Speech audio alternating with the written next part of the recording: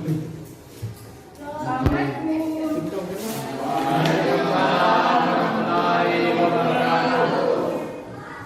siang anak-anak. Gimana kabarnya? Sehat semua ya? Sudah siap belajar bersama Ibu hari ini? Oke, terima kasih. Baik, seperti biasanya sebelum memulai pelajaran, mari kita berdoa bersama-sama. Nanti dilanjutkan dengan pengucapan salam kepada Ibu Guru. Ayo Dimas, silakan dipimpin teman-temannya. Siap. Berdoa.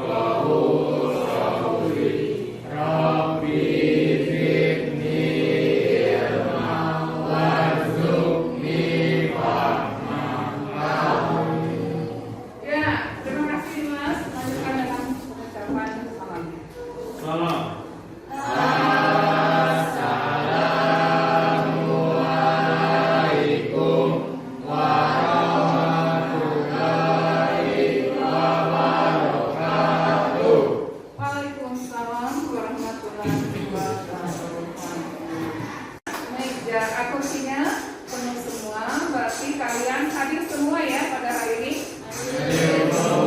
Alhamdulillah. Baik, anak-anak sudah siap belajar bersama Ibu?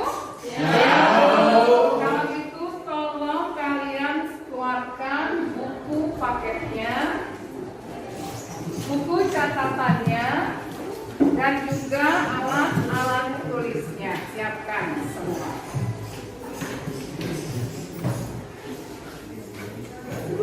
Sudah? Baik.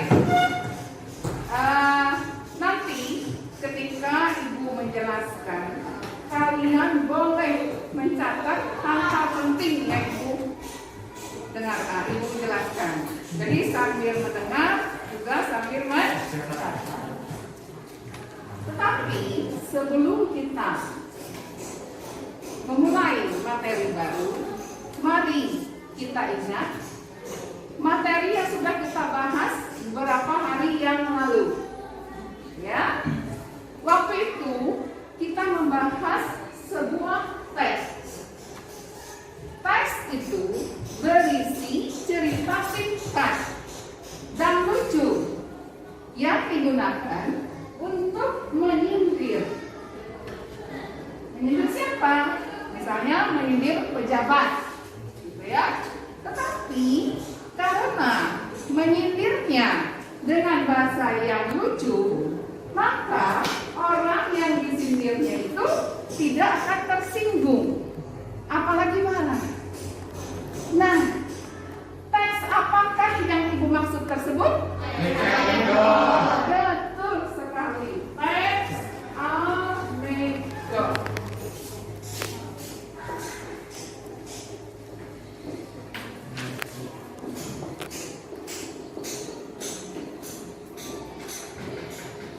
Nah, jadi beberapa hari yang lalu kita membahas teks anekdot. Nah, teks ini atau pelajaran ini Ibu anggap kalian sudah paham semua. Kalaupun belum paham, boleh kalian baca kembali catatan kalian dan buku paket yang sudah diberikan. Ya? Ya, Bu. Hari ini kita akan mempelajari materi baru. Materi tersebut adalah cerita hikayat. Kita akan membahas cerita hikayat.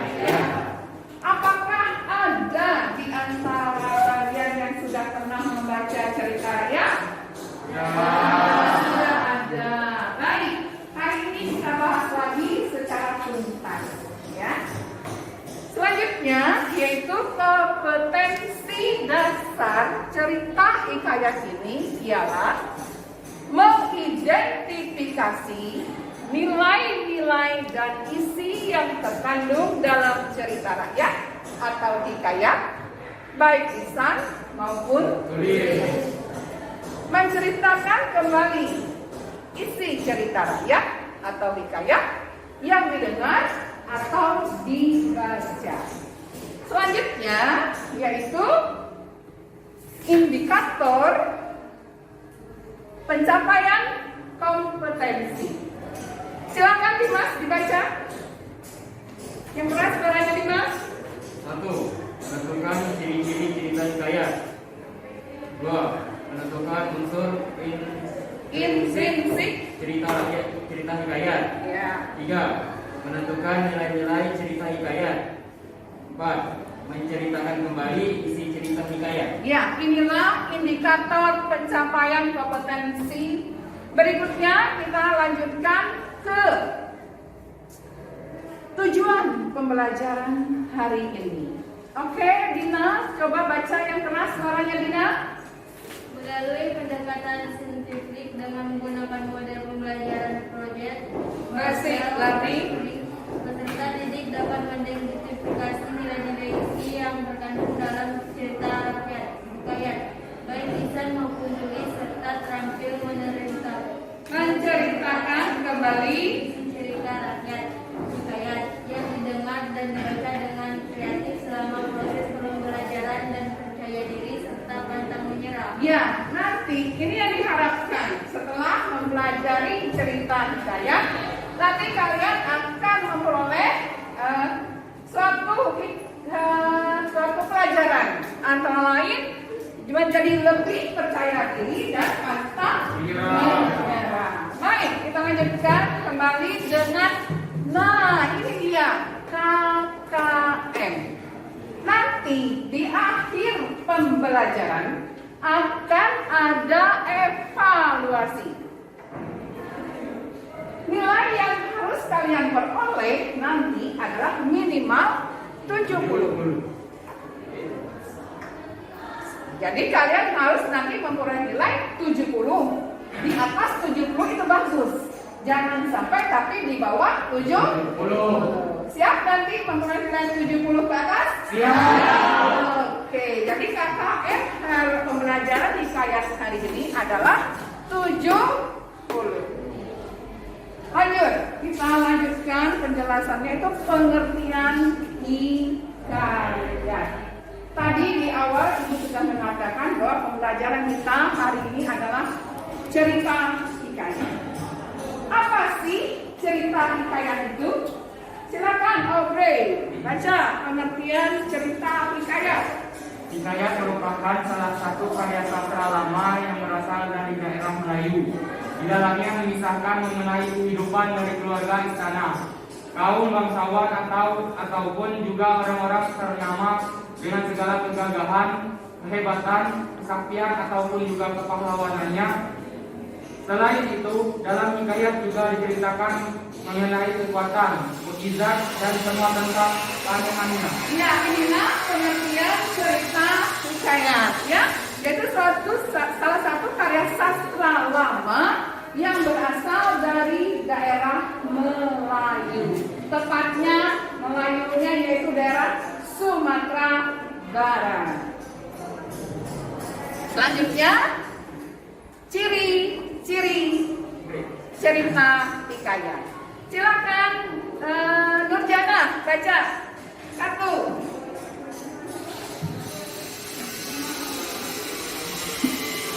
Yaitu anonim. Suaranya yang keras ya Nurjana. Maksud dari anonim di sini, coba kalian dengarkan, kalau perlu dicatat ya.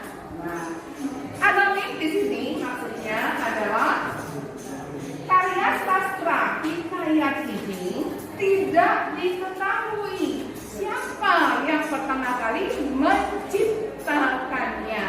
Maka karya sastra itu disebut anonim. Apa namanya?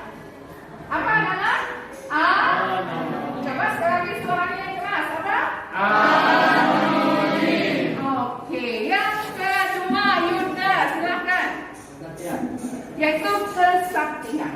Nah, pada cerita hikayat ini nanti tokoh-tokohnya itu dianggap punya kesaktian yang luar biasa, bisa mengalahkan kekuatan yang besar, ya. Kan disebut kesaktian. Terus yang berikutnya Ihsan Rozi. Istana sentris. Nah, maksud dari istana sentris ini adalah cerita hikayat itu bercerita atau berkisar sekitar istana itu.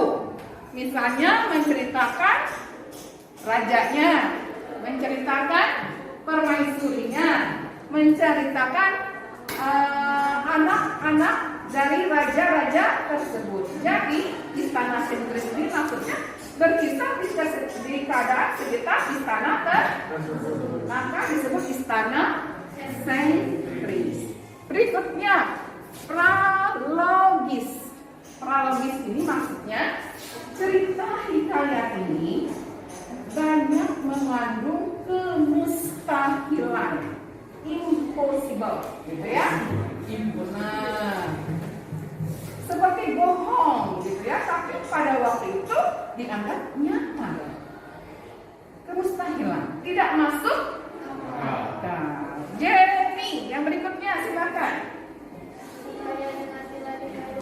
Nah, ini cerita tersebut mengandung satu pelajaran dari kita yang bisa kita ambil hikmah dari cerita tersebut. Berikutnya silahkan itu siapa? Muhammad Miftahul. Menggunakan bahasa Melayu. Nah, tadi dikatakan di awal bahwa karya sastra hikayat ini berasal dari Melayu. Otomatis banyak menggunakan bahasa Melayu, yaitu di sini tepatnya bahasa Melayu kuno klasik. Ya, bahasa Melayu kuno klasik. Dan yang terakhir, cerita rakyat pada umumnya disampaikan secara lisan. Dahulu kala tulisan itu belum ada seperti sekarang, benar nggak? Dulu penyebaran cerita itu atau perkembangan cerita itu dari mulut ke mulut. Dimas cerita, kemudian Dimas cerita kepada Jenny. Jenny cerita ke siapa? Irma.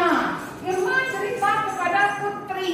Putri cerita ke, nah itu disebut cerita dari mulut ke mulut. Akhirnya cerita itu berkembang luas. Ya, nah, inilah ciri-ciri dari cerita hikayat.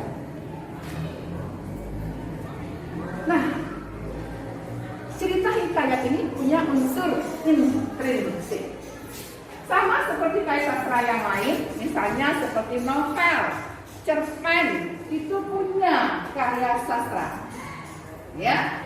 Nah, punya unsur intrinsik. Pertama atau satu adalah tema. Tema ini adalah yang menjadi dasar permasalahan cerita tersebut. Kemudian latar atau setting. Latar ini masih ingat pelajaran di SMP terbagi menjadi 3. Satu, Latar tempat. latar tempat, Latar waktu. latar waktu, suasana. Pintar. Kemudian alur.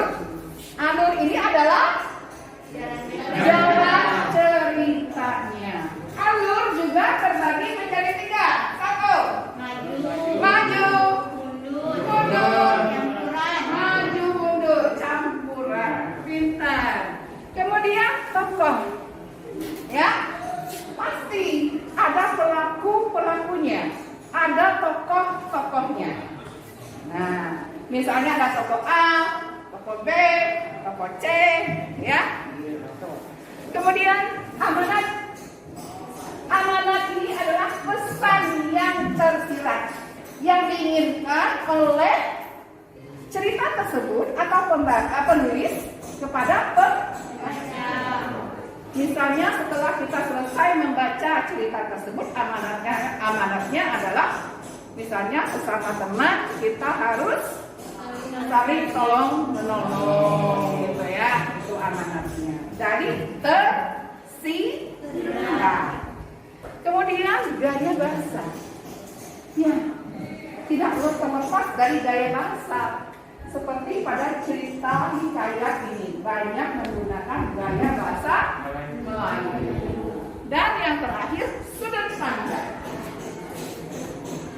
Sudut pandang ini berhubungan dengan penulis.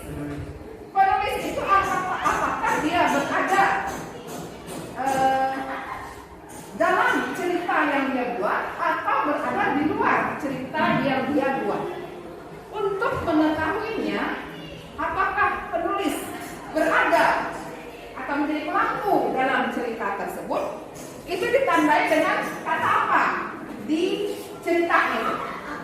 Ada kata aku, banyak menonjol kata aku di situ. Maka sudut pandangnya adalah orang pertama, pelaku utama. Nah, anak-anak, penjelasan ibu sampai di sini. Biar lebih jelas lagi, mari kita saksikan bersama-sama video berikut ini.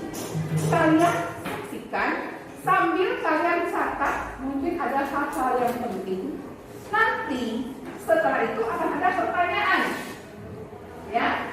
Nah, silakan kalian baca juga buku paket yang sudah disediakan untuk menjawab pertanyaan. Oke, anak? Oke, Bu.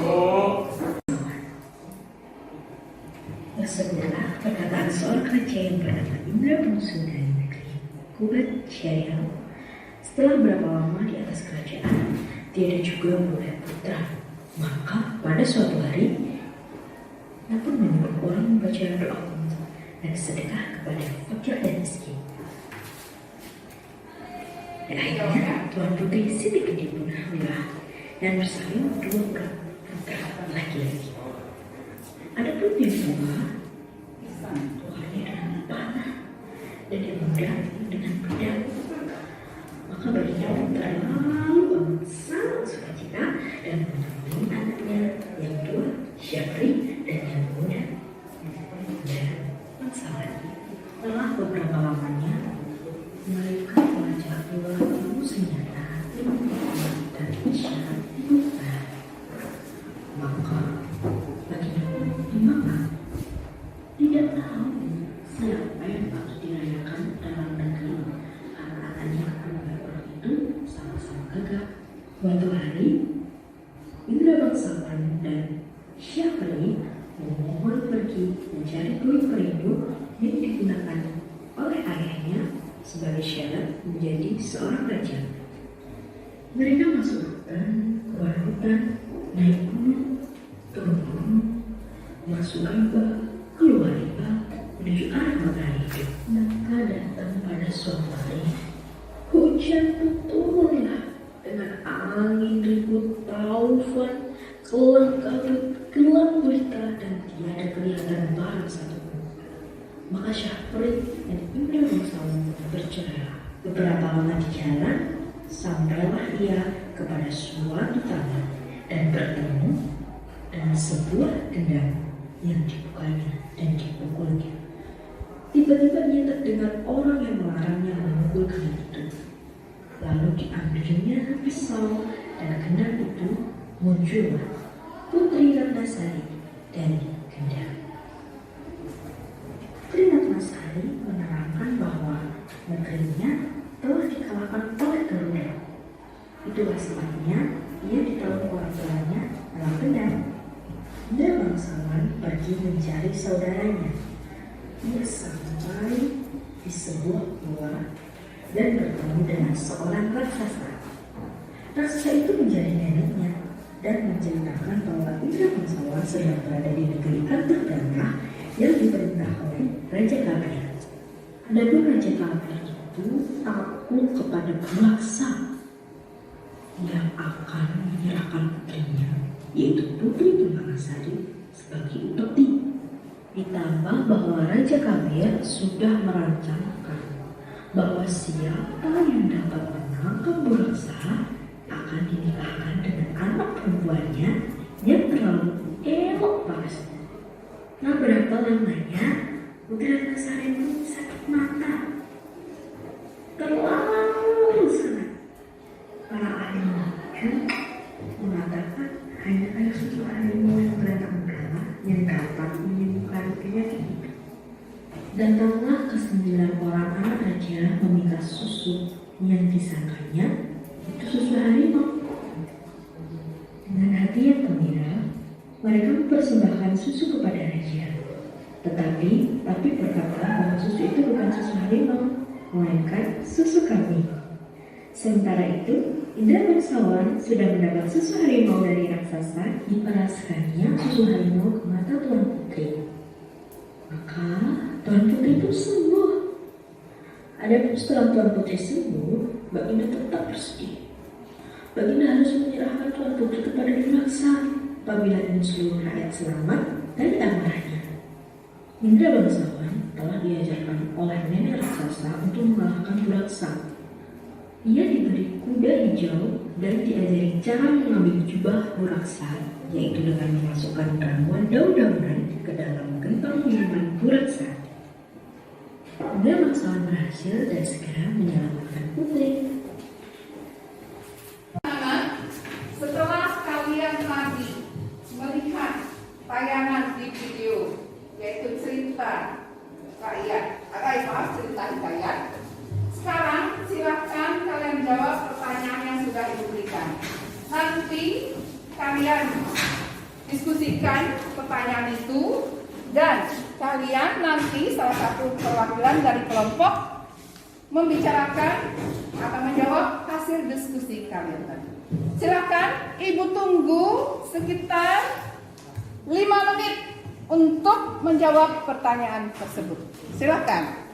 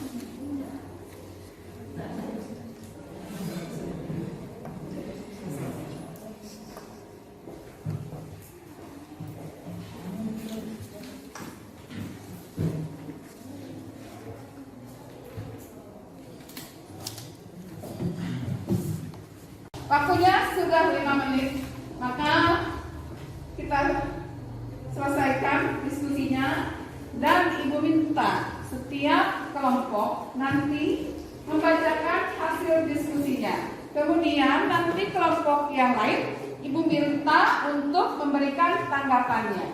Siap ya anak-anak? Siap. Mana jawabannya sekali lagi? Siap ya anak-anak? Siap. Oke, baik. Ibu beri kesempatan kepada kelompok 1 untuk membacakan hasil diskusinya. Silakan. Assalamualaikum warahmatullahi wabarakatuh. Waalaikumsalam warahmatullahi wabarakatuh. Perkenalkan, nama saya Audrey Filiriano Sanjuan. Saya dari kelompok 1 akan membacakan hasil diskusi dari kelompok kami. Soal: bagaimana keadaan kelahiran Indra Bangsawan? Jawaban dari kelompok kami adalah kelahiran Syahperi dan Indra Bangsawan disambut Baginda dengan sukacita. Syahperi keluar dengan membawa panah dan Indra Bangsawan keluar dengan membawa pedang. Itu hasil diskusi dari kelompok kami. Terima kasih. Tangan untuk kelompok 1.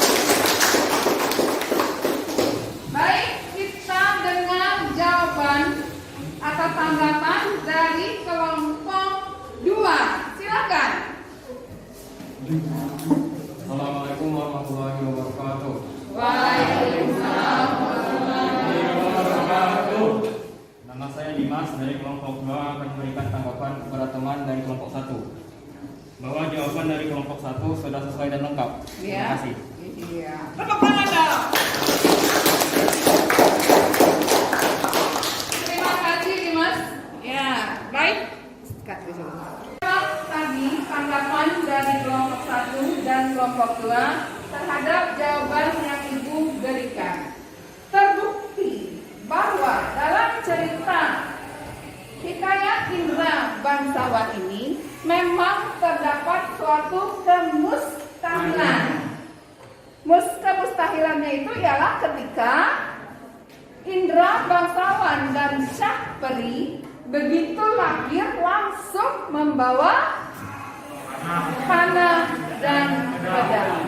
Nah, itu kan menunjukkan suatu kemustahilan. Juga cerita ini berkisar tentang di istana. Nah, demikianlah anak-anak. Ibu berharap kalian nanti pelajari lagi lebih lanjut cerita hikayat Indra Bangsawan ini. Seperti yang Ibu katakan tadi, bahwa di akhir pelajaran akan ada evaluasi dan nilai yang harus kalian peroleh minimal 7. Nah, baik, sekarang Ibu berikan soal untuk kalian jawab dan Ibu tunggu jawaban kalian 5 menit. Soalnya itu ada 5 soal, berarti 1 soal 1 menit. Baik, siap? Siap. Start lagi. Soalnya ya, kerjakan. Jangan lupa tulis nama dan kelas. Baca soalnya benar-benar.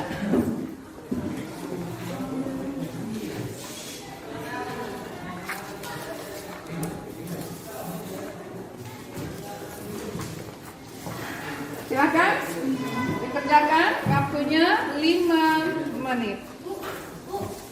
Ya, kurang.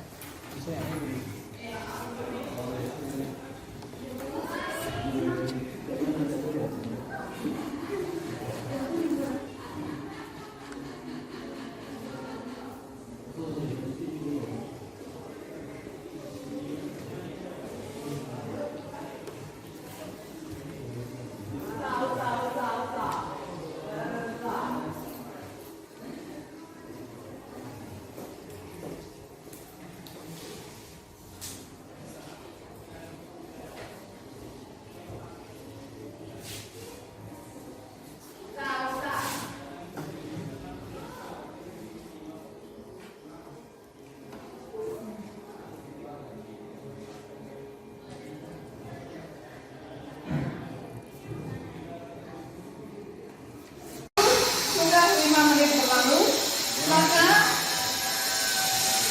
tes akhir selesai. Ibu akan mengambil hasil pekerjaan kalian.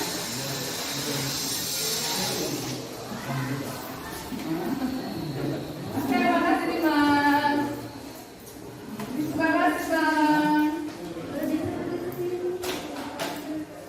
Ya, anak-anak, materi cerita hikayat sudah selesai.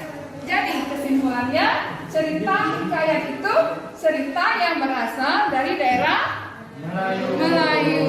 Kemudian bersifat anonim. Berikutnya istana Sentris. Terus Prologis. pralogis, ya. Nah, itulah tentang cerita hikayat. Bagaimana? Menyenangkan pembelajaran hari ini? Menyenangkan. Semangat ya. Semangat. Berikutnya anak-anak, Ibu akan memberikan tugas kepada kalian untuk minggu depan. Silakan ditulis. Siap?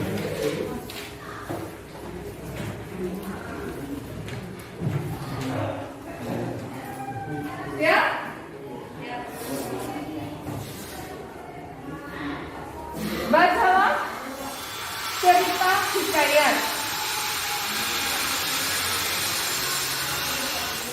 yang berjudul Indra Bangsawan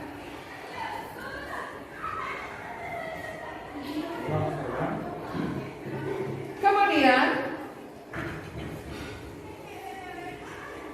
buatlah sinopsisnya. Jadi kalian baca kembali cerita hikayat yang berjudul Indra Bangsawan. Kemudian kalian buatkan sinopsisnya. Apa itu anak-anak sinopsis? Yaitu ringkasannya. Jadi ini tugas untuk minggu depan. Baik anak-anak, Ibu harap kalian tetap semangat ya belajarnya. Jaga kesehatan, jaga jarak, hindari kerumunan, tetap menggunakan masker dan patuhi protokol kesehatan. Baik anak, mari kita tutup pelajaran hari ini dengan berdoa bersama kembali dan ditutup lagi dengan salam. Silakan Dimas, dipimpin teman-teman ya.